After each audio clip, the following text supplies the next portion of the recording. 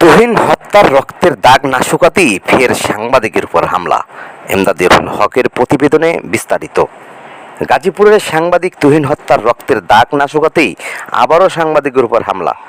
জোট ব্যবসার দখল নিয়ে প্রকাশ্যে অস্ত্রের মহড়া আর সংবাদ সংগ্রহ করতে গিয়ে রামদার কোপে গুরুতর আহত হয়েছে দৈনিক প্রতিদিনের কাগজের গাজীপুর মহানগর প্রতিনিধি শরীফ ওমর টুটুল।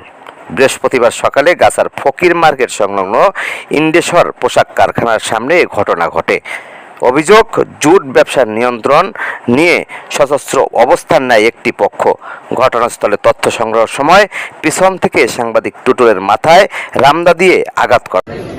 আমরা একটা সংবাদ পাই যে 32 নং ওয়ার্ডে জুট নিয়ে একটা সংঘাতের সৃষ্টি হইতেছে, এরকম সংবাদ পাইয়া ওইখানে যাই। যাওয়ার পর ওইখানে অনেক লোকজন দেশীয় অস্ত্রশস্ত্র নিয়ে করতেছে, গ্রুপিং করতেছে।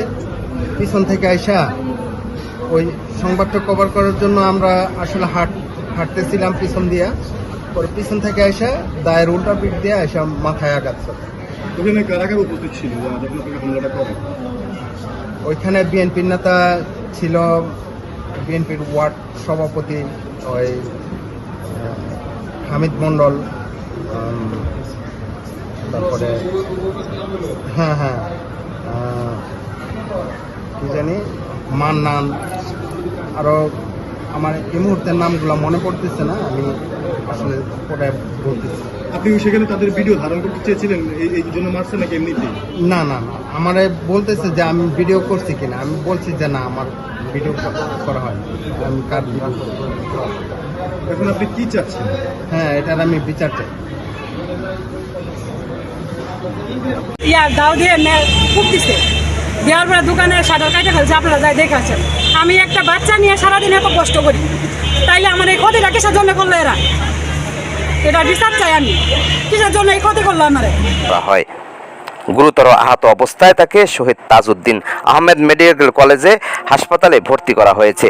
চিকিৎসকরা তার মাথায় 17টি সেলাই দিয়েছে। পুলিশ জানিয়েছে, সিসিটিভি ফুটেজ ও প্রত্যক্ষদর্শীদের তথ্য ভিত্তিতে জড়িতদের শনাক্ত করে আইনগত ব্যবস্থা নেওয়া হবে। তুহিন হত্যার পর আবারও সাংবাদিকের উপর হামলা। প্রশ্ন একটাই, গাজীপুরে সাংবাদিকদের নিরাপত্তা কোথায়? এটা আমাদের লোক করে নেই, এটা কে বা কাহারা করছে এটা আমি দেখি নাই।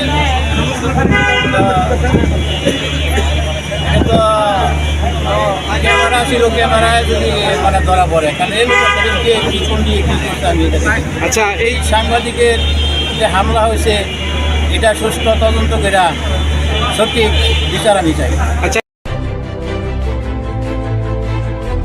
16 বাংলা টিভি, আবহমান বাংলার